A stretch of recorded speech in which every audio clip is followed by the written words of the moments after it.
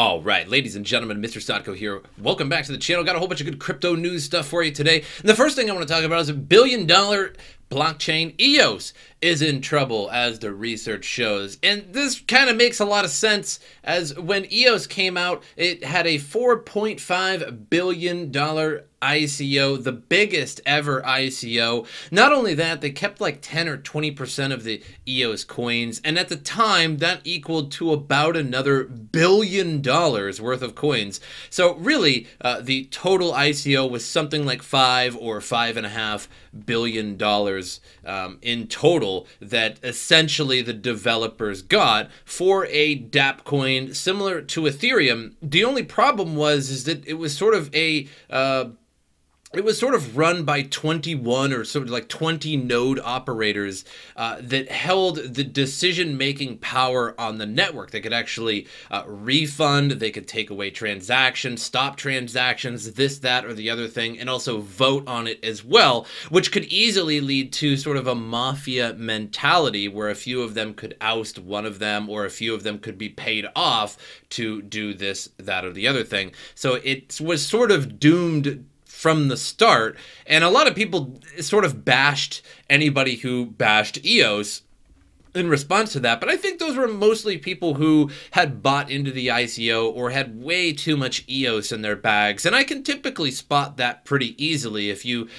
give a coin much needed criticism, the people who actually attack back and fight you on it are typically the people who have a lot of baggage in that coin, and they don't want anybody talking bad about it, even if it's just constructive criticism. So the world's largest ICO project, EOS, may be in serious jeopardy, probably for like the 10th time. I remember making videos like this, similar in the past, but not of this particular topic with EOS. It always seems to be in trouble. I have no idea why it still maintains its current market cap.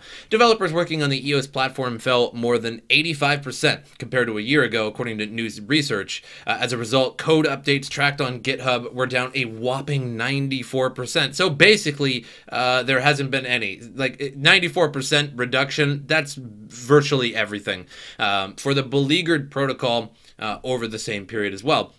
What's more, as Decrypt reported in April, EOS Dapps activity is down 70% over the last year. So nobody making Dapps for it, nobody updating the code for it, and no developers doing anything of the such for it. Good old EOS. So with developers and users departing in droves, how much longer can EOS remain a top 10 project? Why it's even a top 10 project to begin with, I don't really know. I think it was just because of how big the ICO was. It immediately sort of gave it a gigantic market cap to begin with, and I think that's a very unfair way to put something in the top 10 project. Just initially people put in a bunch of money, and now it's this top 10 project. You know, there's no real sign of work being done on it or a lot of Dapps. You could argue that about a lot of the Dapps coins, even Ethereum, but there's far more going on Ethereum and many of the other coins.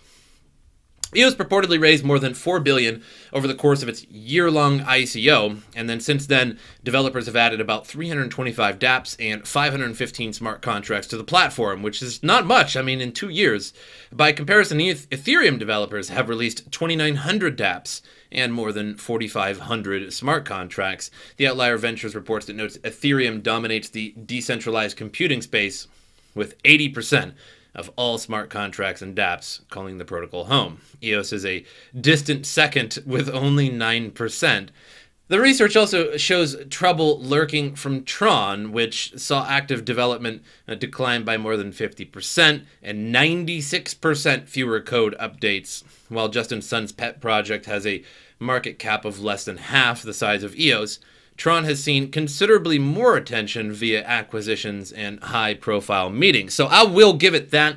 At least Justin Sun, the master of there may be an announcement about an announcement pretty soon. That was sort of Justin Sun's MO the whole time, and even today. The report also highlighted growth amongst less flashy contenders in the crypto arena. Polkadot, who released their mainnet in May, saw monthly active developers jump more than 40% versus the previous year. So where does that leave EOS? According to Outlier Ventures, the decline in the platform's development is likely due to falling interest following the 2019 launch of its mainnet network and core developers moving away from the protocol.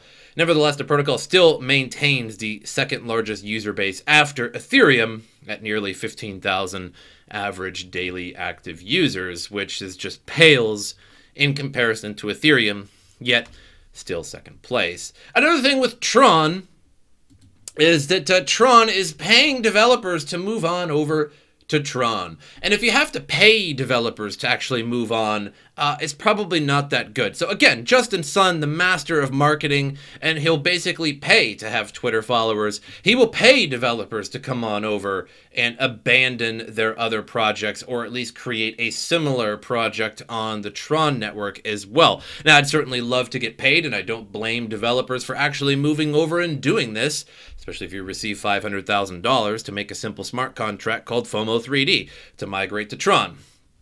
So Tron, Justin Sun, paid $500,000 for the team just to build a new Dapp on Tron. It's basically the same Dapp, just migrated on over. The contract stipulated that developers must create a new game based on their successful Ethereum-based FOMO 3D Dapp. But the game never really took off, and the developers have disappeared. Makes sense. Tron CEO paid $500,000 again for the developers to move on the game FOMO 3D on over. The deal was agreed on October 2018, so a couple years ago, between Sun and one of the team, just two core developers known as Manso, I guess.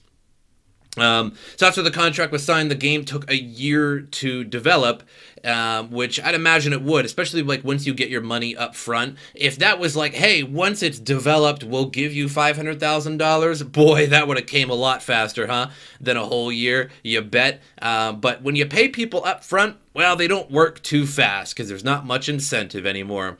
It's like paying, it's like basically giving an entire salary to anybody's job, like right off the bat, and then saying, hey, do a good job afterwards. And you're like, well, I already got my money, so I don't have that much incentive now. In December 2019, Team Just announced it was launching the new game on Tron, and it was FOMO 3D on steroids. It went live December 22nd, featuring addictive reward mechanisms. Oh man, because we need a lot of those. And puzzling paradoxes. I don't like paradoxes. I don't like puzzles. And even a rogue AI, but the core developers have since disappeared from the Team Just community, and the game has flopped. Now, I don't know what actually just means. It's in capital letters, so I wonder if they like take that from Justin Sun and they call themselves Team Just in capitals. And honestly, if my team was called Team Just after Justin Sun and I was paid $500,000, I'd probably leave too, because I'd be really disappointed in that name. It's not a big surprise that the Tron Foundation was paying for Dapps to move on over to the blockchain in December 2018. Sun announced a fund specifically for this purpose. So Tron will build a fund to rescue ETH and EOS developers from the collapse of their platform as long as those developers migrate their Dapps to Tron, he tweeted at one time. So, like, first of all, whoa. Ethereum is not collapsing in any way, shape, or form. It's just getting bigger and bigger and bigger. Now, I think the progress is a lot slower than we would like, I suppose. But Ethereum is just the number one. In a lot of ways, I feel like, I know I'm probably going to get some flack for this. In a lot of ways, I feel like Ethereum is better than Bitcoin. Now, whoa, I know people are already like picking up their chairs and ready to throw them out the window. Bitcoin is still number one. It'll always be number one because it's decentralized. There is no lead developer. There is nobody that can reverse transactions. There is nobody that can say this, that, or the other thing. It has to be a community-wide effort to do anything on Bitcoin. And that's great. However, Ethereum has a slightly faster transaction rate than Bitcoin. It has a brighter future, in my opinion, or at least a visible future, whereas Bitcoin has a future of like halvenings, but we don't really know what is on the horizon for Bitcoin. Maybe there doesn't need to be anything on the horizon for Bitcoin, and it'll always just be good old Bitcoin. However, Ethereum actually has a good roadmap, especially with the sharding and etc. However, that doesn't seem to be coming to fruition anytime soon, the Ethereum 2.0 sort of deal, but at least they have a good roadmap, and people are developing dApps on it. Now, I figure that because you can create, Dapps on Ethereum so cheaply, I figure Ethereum should actually be much more expensive, because whenever you go to make a Dapp, for anybody who has never worked with Ethereum and making a contract of any kind or a coin, I certainly have, at least a little bit, and I don't claim to be an expert. But when you do make a smart contract or a coin, etc., token on the Ethereum blockchain, it costs you Ethereum to do that. When I made a coin, a token on the Ethereum blockchain, MrSotko coin, which I'm the sole holder of 1 million of them, still hodling to this day, waiting for that price to go from 0 to something. It'll happen sometime soon, sitting in my wallet. However, when I made that, it cost me like $50 in Ethereum, and that was admittedly at just past 2018, I believe. I'll have to check the date of the actual video that I made it. And that was when Ethereum was much more expensive, so the transaction, were much more expensive than the fees, etc. But at least it has a good roadmap. And for example, Binance Coin was a token on the Ethereum blockchain until they migrated to their own. So basically, they made millions upon $1 million token on the Ethereum blockchain for probably like $50 or $60. They made that. Maybe $100 in Ethereum it cost Binance to make their token, which is now a market cap of millions upon millions and is used by millions upon millions of people in the world, or tens of thousands or hundreds of thousands, whatever, and all for just like 50 or $100. And now that sounds like a great deal, but it just seems like it's sort of an unsustainable thing to be creating these tokens that are worth so much for so little. So good old Tron, paying people to get on there, get on that platform. You can pay me too. Why a mysterious user paid $2.6 million to send $130 of crypto. Now, this sounds really familiar. I'm pretty sure I made a video about something like this a good while ago, about a year ago. Excuse me. And here it is. This is not the video, but this is one of the articles that I may have used. I'm not sure if I used this exact article or not. But Ethereum user who accidentally paid $365,000 fee split with mining pool Spark Pool on March 12th, 2019. That sounds about right. I certainly remember this. A $365,000 transaction to send basically a few dollars in Ethereum. I'm not sure exactly how much Ethereum they were trying to send. It's probably in here somewhere. But it totaled about 2,730 ETH or 2,100 ETH or something like that with a combined total mining fee. Yeah. And basically, Spark Pool, somebody came forward and said, you know what, that was my bad. And Spark Pool, it cost a total of about 2,100 ETH to send a small transaction on the Ethereum blockchain. And so somebody messed up with sending the fee, essentially, and they issued 1,050 back, and the person responded both in Chinese and English saying, thank you for your understanding and generosity. It turned out that it was somebody, it was like a brokerage or something like that in China that sent Ethereum with an exceptionally high fee. I think maybe they like mixed up the fee to how much they were sending or something. So I remember this, but now this one just wallops the other one. $365,000 compared to a $2.6 million fee to send $130 worth of crypto. Somebody messed up pretty bad. And here's a tweet showing that transaction Ethereum value $133. So somebody tried to send 0.55 Ethereum, so about half an Ethereum. And it cost them 10,668 Ethereum to do that. Pretty good deal. God, I love how the fees are just decreasing in crypto. Now, that's just a joke.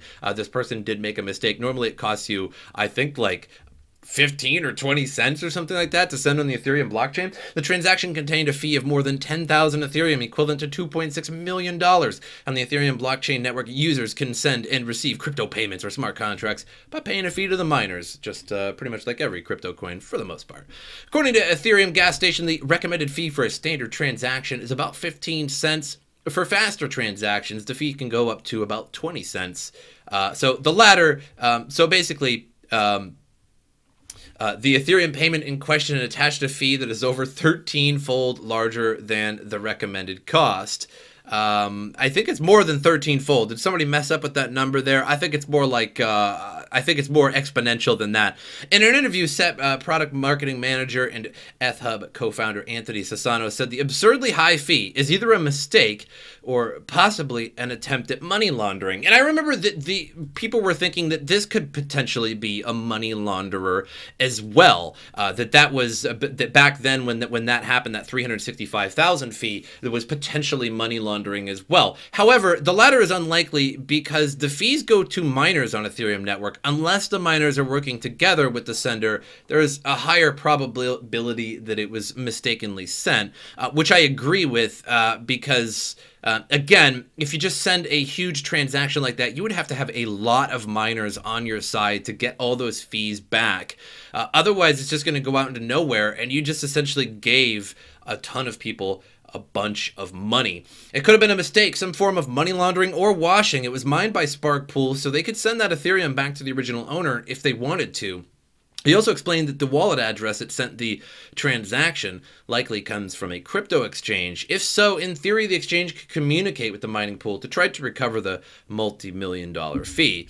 Although the last time this happened with Spark Pool, they only gave half of it back, which they didn't have to give any of it back. According to the rules of cryptocurrency, you ain't got to give none of that back. So out of the goodness of their heart, they gave half of it back the last time, so potentially you could get half of that back. So some 5,300 and some odd Ethereum could potentially be given back if somebody steps up. So public blockchain networks like Ethereum are fully decentralized. Yeah, we all know that when a payment or data is sent by mistake, due to the decentralized nature of the network, there is no way to reverse it. However, if you do it with a pool and the pool gets a hold of that, the pool is just essentially, mining to its own node, and then it just gives out, like whenever something is mined, a new block is found, it's programmed to give it out to everybody. So Spark Pool has this money, and are they giving it out or not? So the $2.6 million mistake. Ouch. But moving on.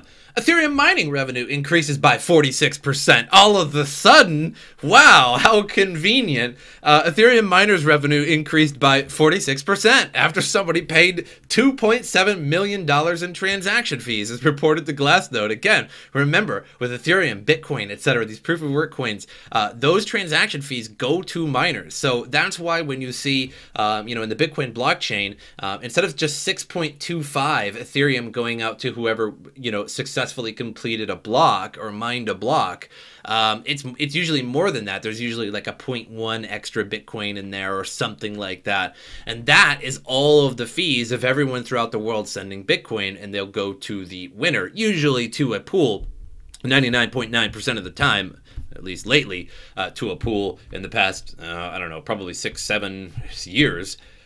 But yeah, as reported to Glassnode, the miner revenue increased from 0.088 to 0.129, a significant increase of 46.4%. The reason for the same is believed to be the distribution of a 2.7 million transaction fee, and is likely not going to last forever. How about likely not going to last forever is not going to last forever, because it was a $2.7 million mistake or washing or something. And if nobody gets that money back, then obviously it was a mistake, because if somebody washed or tried to launder this money and didn't get it back, well, it was a mistake, and they messed up pretty bad.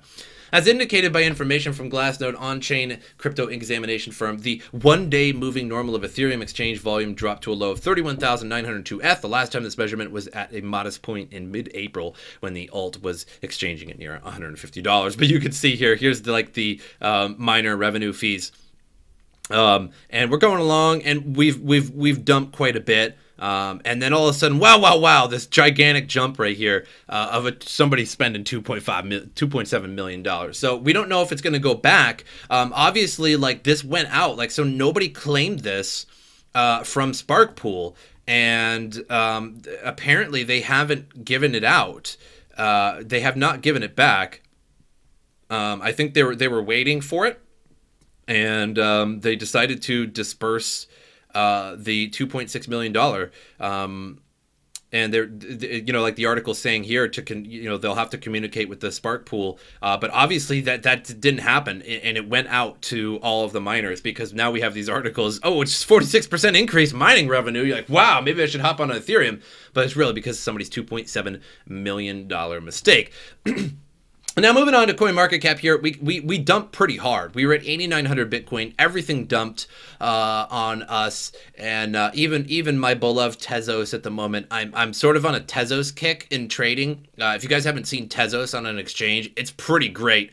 The volatility is something wild, and the volume of it is quite fun. And I decided to give it a trading try, and I made a few good trades, and then all of a sudden it was just like bam, and dumped on you, which is pretty classic crypto. And I'm not worried about it at all, because I'll just continue hodling and I'll continue piling. And it was just Tezos out of, you know, other funds, etc. So, oh man, my Tezos. But everybody's coin dumped, 8,900 Bitcoin. And then we had this sudden reversal. And I'm sort of also on another kick. And that is Bitcoin correlated with the stock market? And we've seen it a good couple times, a good hearty 2 times so far in 2020.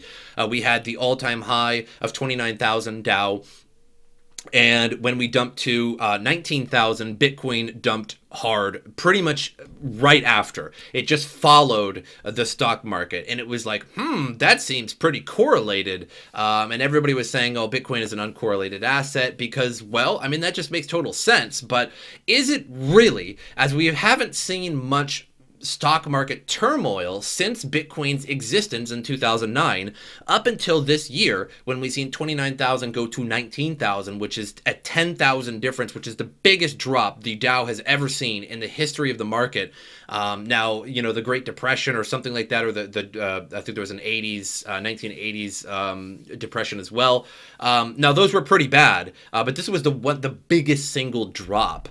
And then we've seen another drop not that long ago as well. We've seen the 5-day drop, and that's when Bitcoin dropped as well. You can see the drop about 5 days ago with Bitcoin as well, and here with Dow Jones, it dropped, and so did Bitcoin. So we're starting to see this correlation, and now we see this rise back. We see a 500-point increase today.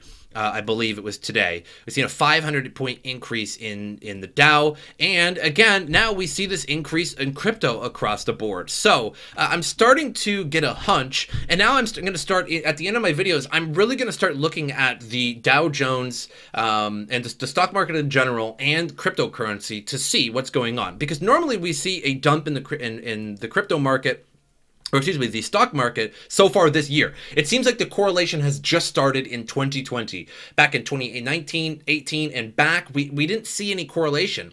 Now, again, I'm not saying that every time there's going to be a jump in Bitcoin that it's associated with the stock market, because, of course, a whale could come along, pump it up $1,000. This happens all the time. We're all used to it by now. Whales coming along, dumping it, pumping it, dumping it. This just happens every week. It happens once a month or something. This is nothing new. But when we see these dumps in the stock market and these pumps in the stock market, we're starting to see them this year in 2020, specifically with cryptocurrency and Bitcoin. And I would imagine it's only affecting Bitcoin, but then Bitcoin directly affects the rest of the crypto market. So I'm not saying that the stock market dumping affects Tron in any way, shape, or form, but there are a lot of institutional investors holding on to Bitcoin now. And those institutional investors are used to trading with the stock market. And when they see the stock market going down and they're selling, why not sell their Bitcoin as well? It's because they're just tied to it. That's how they've trained and how they've learned. And so it's starting to get correlated, and I'm calling it now. It's starting to get correlated with the stock market. And however, one thing I want to note is that it typically, there's a little bit of a lag period. So I think if you see a massive dump in the stock market and Bitcoin hasn't moved yet, I'm starting to wonder, should one sell Bitcoin immediately after seeing that massive dump in the stock market? Because following that, a day later, Bitcoin is going to dump just the same. And that could help your trading. It could help my trading and everybody else's trading, knowing that the stock market is correlated with Bitcoin. and it could just be another indicator for our Bitcoin trading. So it's not a good thing, it's not a bad thing, but we can use it as a tool to help trade with Bitcoin. And I may make more videos specifically on that should I see more information on this. But I'm going to follow this. I'm going to make, in my videos, I'm going to try to follow this. It might not be every day, every video that I can make this correlation, but I'm going to keep an eye on it for some time now. But that's all I have for you guys. I hope you enjoyed it. Make sure you subscribe to the channel, like the video. Liking the video helps YouTubers a lot. Do it.